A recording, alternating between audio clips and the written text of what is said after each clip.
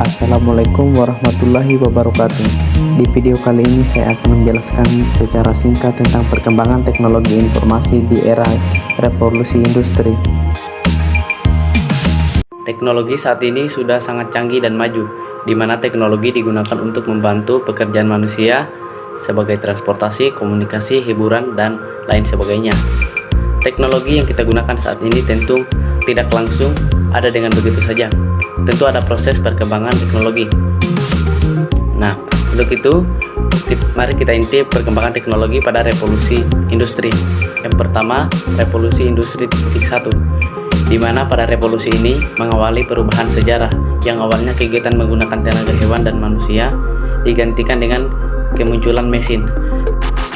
Revolusi industri 1.1 ini dimulai ketika ditemukannya mesin uap di negara Inggris. Hal ini ditandai dengan digunakannya mesin tenun mekanis tenaga uap pertama di dunia. Mesin itu digunakan untuk meningkatkan produktivitas industri tekstil yang dulunya dikerjakan manual oleh tangan manusia.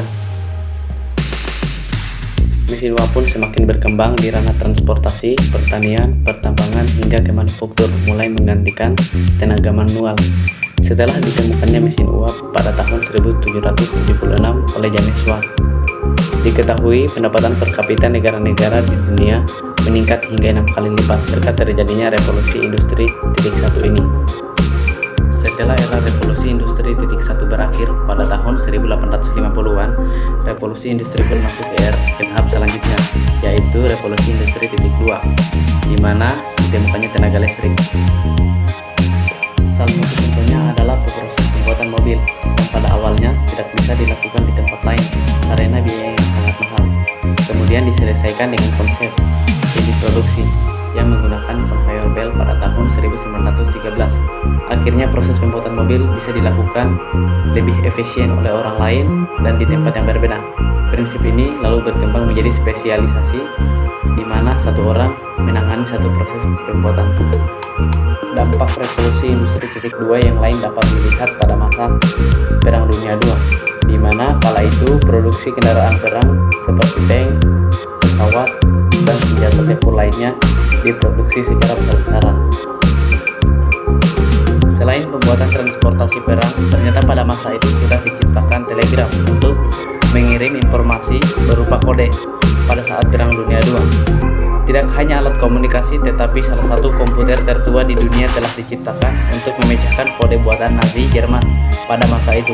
Komputer itu bernama Colossus.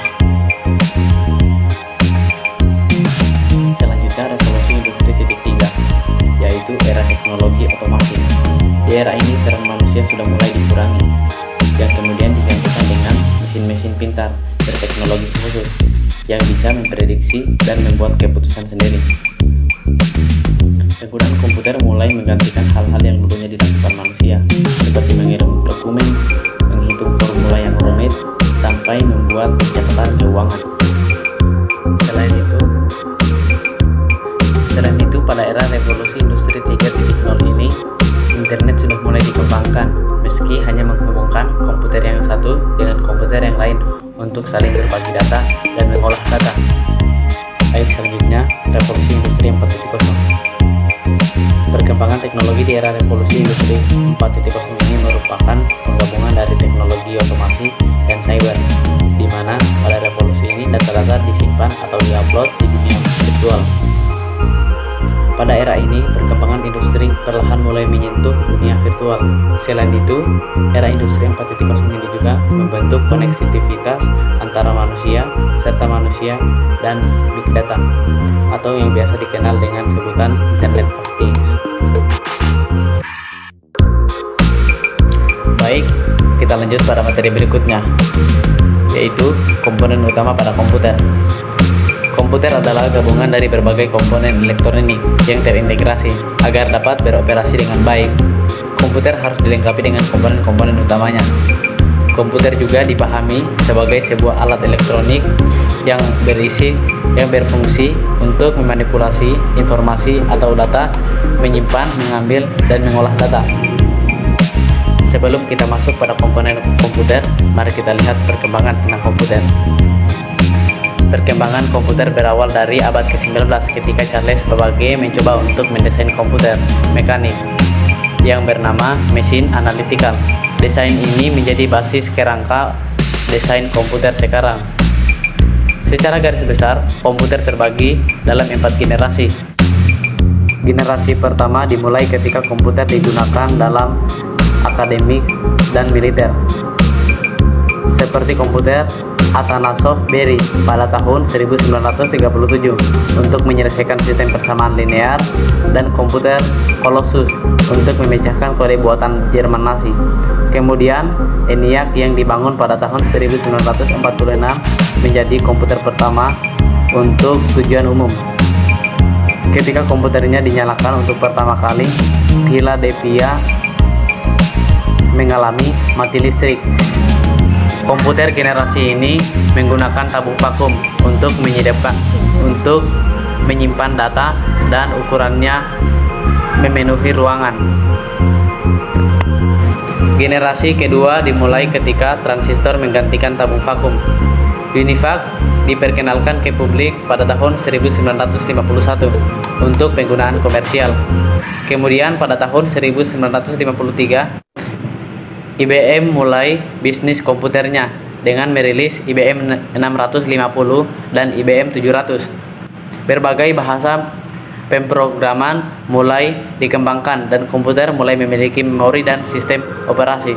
Generasi ketiga dimulai ketika transistor meningkat menjadi sirkuit terpadu. Komponen mini adalah inovasi yang signifikan dalam generasi ini dan mempengaruhi generasi komputer selanjutnya. NASA menggunakan komputer ini untuk menjalankan program Apollo, seperti komputer bimbingan Apollo untuk mempermudah kendali Apollo Command atau Service Module. Generasi keempat dimulai pada tahun 1970-an ketika penemuan MOSFET dan integrasi berskala besar selanjutnya membawa ke pengembangan mikroprosesor. Di awal 1970-an, komputer pribadi yang semula kecil berkat mikroprosesor mulai berkembang di mana dari komputer rumahan dan komputer meja. Setelah kita mengetahui sejarah perkembangan komputer, kita ke pembahasan berikutnya, yakni komponen komputer. Yang pertama, komponen utama komputer dan fungsinya. Yang pertama, hardware, disebut juga dengan perangkat keras. Hardware dalam komputer adalah komponen yang dapat dilihat dan diraba. Berikut merupakan contoh dari hardware. Yang pertama, keyboard yang berguna untuk mengetik, mouse yang berfungsi untuk mengontrol kursor, kemudian CPU, tempat berprosesnya kegiatan pemrograman. Yang berikutnya, monitor, tempat menampilkan gambar pada layar, dan terakhir printer, tempat untuk memprint file. Yang kedua, software. Software dikenal juga dengan perangkat lunak. Software adalah salah satu program yang berisi perintah agar dapat dimengerti oleh komputer. Operasional software harus dibarengi dengan hardware. Dengan adanya software, pengguna dapat menghitung, menggambar, dan dapat mengolah data lainnya. Berikut bagian-bagian software. Yang pertama, pengolah kata seperti Microsoft Word, WordPerfect, OpenOffice, dan lain sebagainya. Yang kedua, pengolah angka atau data tabel, misalnya Microsoft Excel. Yang ketiga, pengolah database, misalnya Microsoft Access. Yang keempat, membuat presentasi slide, misalnya PowerPoint. Dan yang seterusnya, pengolah gambar, misalnya Adobe Photoshop, dan lain sebagainya. Yang ketiga, brandware. Brandware dikenal dengan sebutan pemakai komputer atau orang yang mengoperasikan komputer, biasa juga disebut sebagai user. Berdasarkan tingkatannya, brandware terbagi menjadi 3, yaitu sistem analisis, programmer, dan operator.